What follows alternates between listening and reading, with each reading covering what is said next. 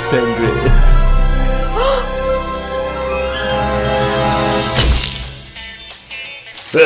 The Raven's heir. Soon as one of them's caught, another one takes his place. Hey, Harold, have you read this? Harold? Harold?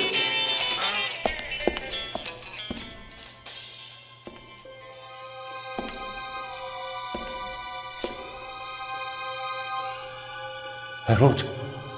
You hear me? This is no time for fun and games.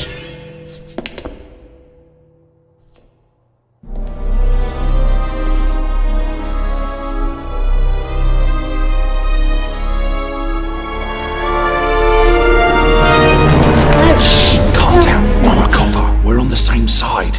A copper? What are you doing here? And where's Harold? Harold? Well, there's another guard back there unconscious. That's probably him. The Eye of the Sphinx. Where is it? It's there. Oh, good. Then he hasn't got it yet. You mean the Raven's heir? Shh! Turn it off. He's gonna steal the eye. But how do you know? Doesn't matter. All that matters is that we catch him. Do you understand? Yeah, but Do you understand? You and me, mate. We'll be heroes. All right, now, we just have to... what? Halt! Stop! You're under arrest!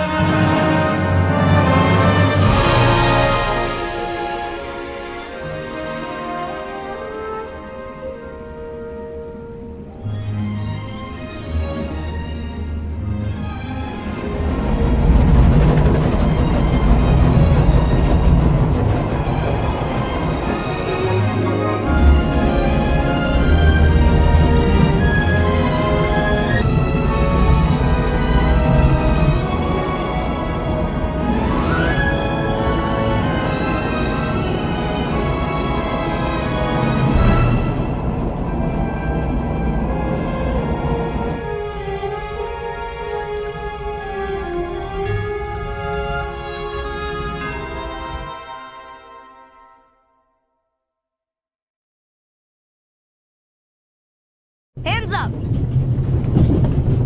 I don't have time to play. I'm on duty.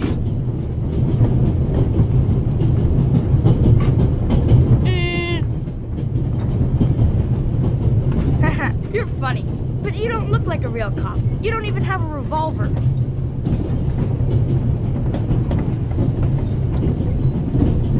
Why do you need the gun? It's the Raven. He was gunned down, so now I need a pistol. Dead birds don't need guns. Nor do live ones. You don't know who the Raven is, do you?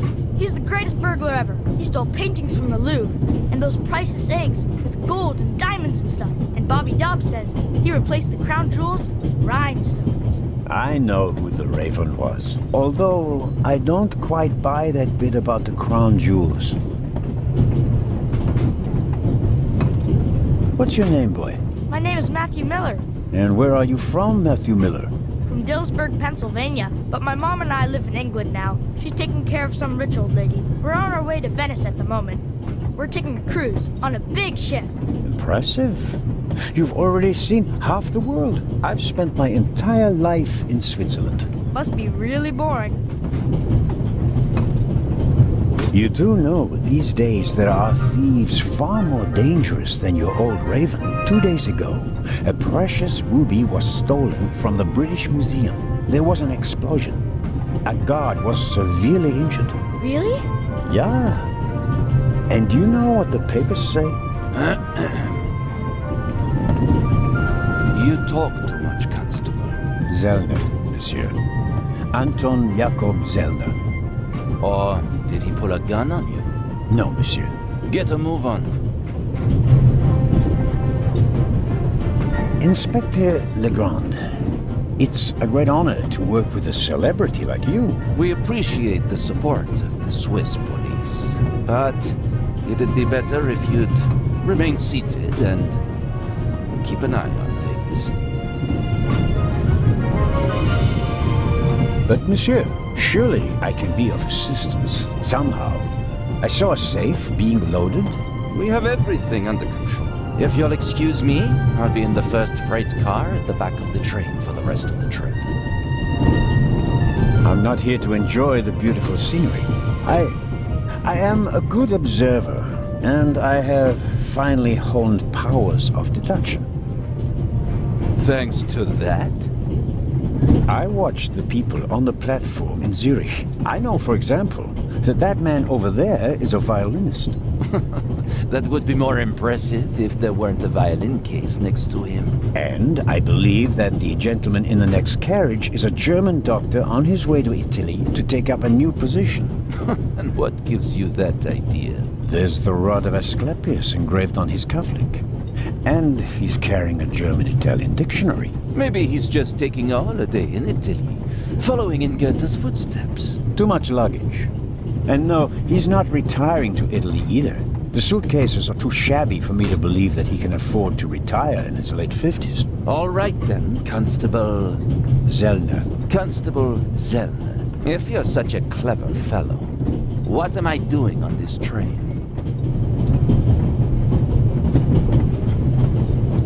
I think you're guarding something. Oh, really? And what might it be?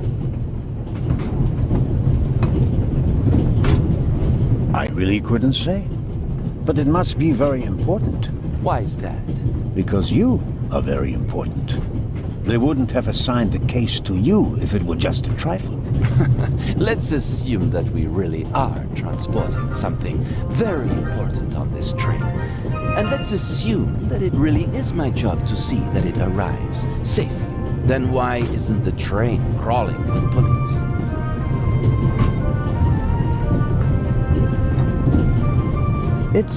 It's a trap. You've got a vivid imagination.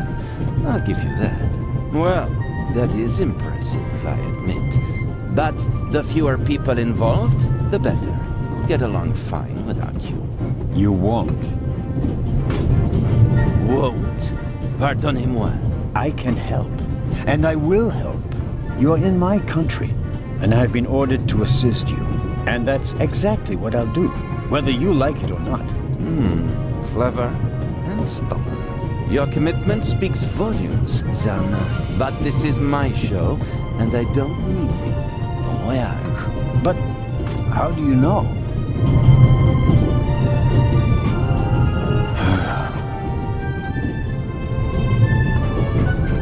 Oh, hello. You cheated. I did what? I saw you talking to the German doctor on the platform. He told you everything himself, and you were just pretending to put two and two together. And what of it? Do you know who that is? That's Inspector Nicholas Legrand. You have to impress him if you want to work with him. I'm going to tell on you. You'd really tell on me? To the very policeman who shot your dear... Whoa, it was him? Mm-hmm. Hunted and killed Europe's most famous burglar. That's how he got his start. I won't tell him a thing. I wouldn't either. All right, Matthew. I have to do my work now. Everyone calls me Matt. Well, except for my mom. She calls me Maddie, as if I were a little kid. Whether Legrand wants my help or not, I'll keep my eyes open. Maybe I can change his mind.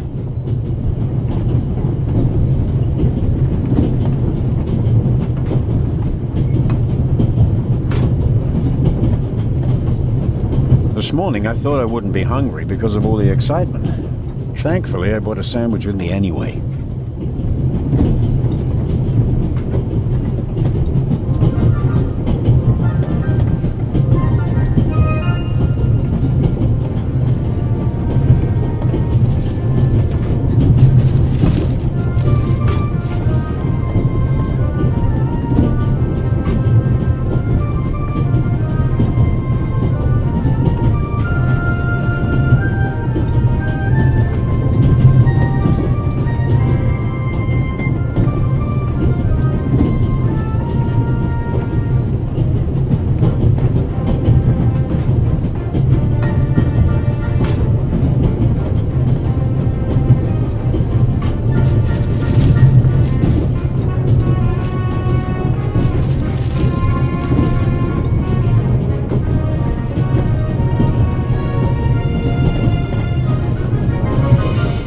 apple core in the sandwich paper. That way I can carry it without making a mess of my trouser pocket. Still, I'd prefer not to have to carry them all day.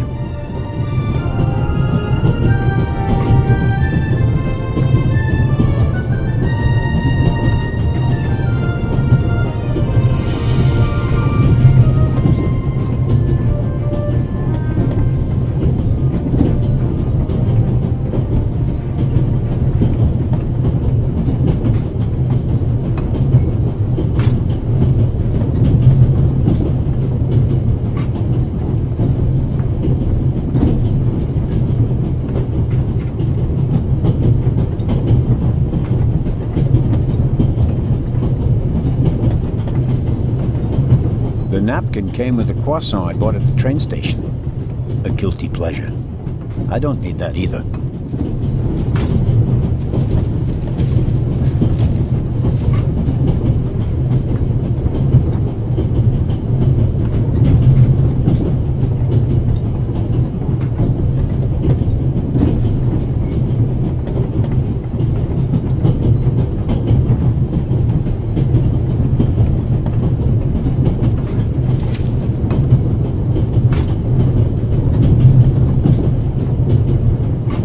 All right.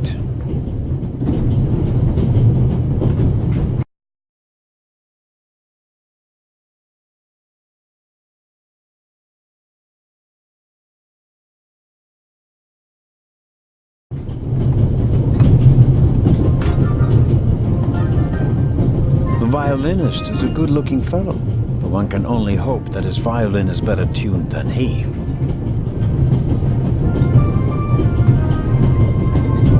Very kind of you. Thanks. Oh, no problem. The uniform is waterproof. Mr. Lucian. Professor Edgar Lucian. Oh, a professor? No, I work at the British Museum in London. You don't say.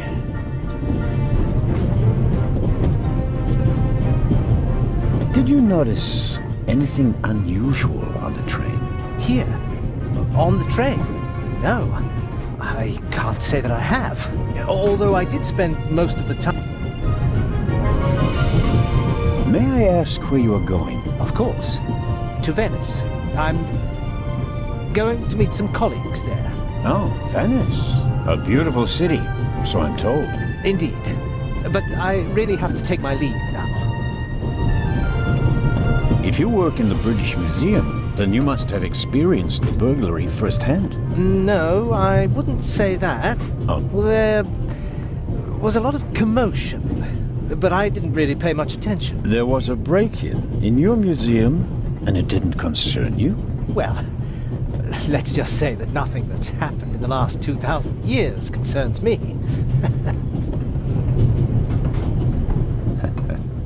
Very droll. I don't want to take up any more of your valuable time. Yeah, of course, of course. It's just... I'm in rather a hurry. You'll get in touch if you notice anything unusual, won't you, Professor? Of course, Constable. What's this? What's the matter, sir? The door. I can't... Ah, we'll sort it out somehow. The compartment is locked. But I didn't lock it. Someone locked it. Find the steward. He needs to bring me the key immediately. Calm down, Professor. I'll see what I can do. You don't understand. I have to get back in my compartment. All right, just wait here.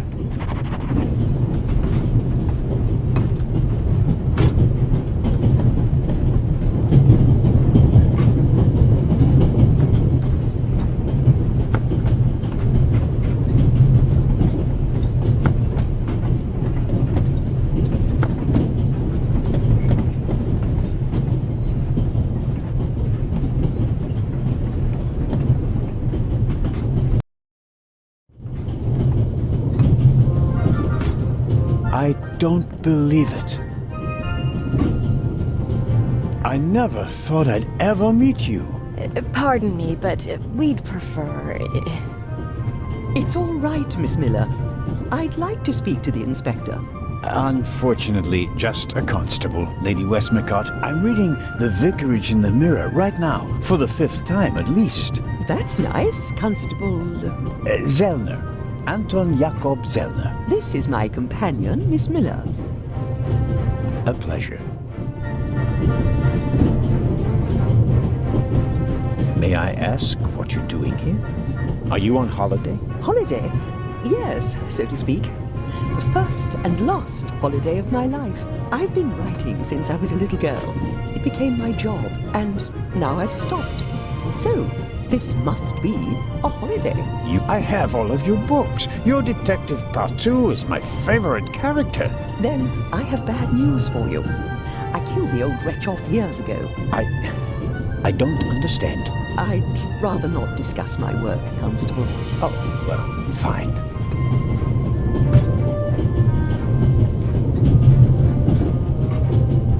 As a writer, you must be very observant. Am I right? I mean, you have to study the behavior of people around you to create the characters in your novels, don't you? I solved the mystery of human nature a long time ago, Mr. Zellner. Since then, most people just bore me. Really?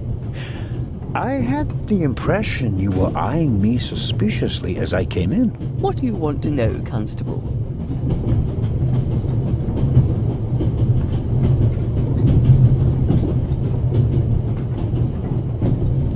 Did you notice the man who just walked into the next carriage with a cup of tea? I did. He seemed nervous. He was waiting at the bar for the steward, and since the steward never appeared, he elected to help himself. He took 2 biscuits. He seems pretty young, but he's already a professor at the British Museum. Interesting.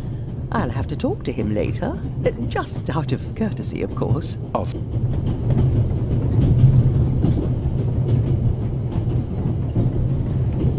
Did you notice the blonde man with the violin case? I certainly did. He introduced himself and tried to make a good impression. People like him are drawn to wealth and fame, like moths to a flame. But his charms failed on you. I know him by name. David Kreutzer. He was a drain on my friend's purse.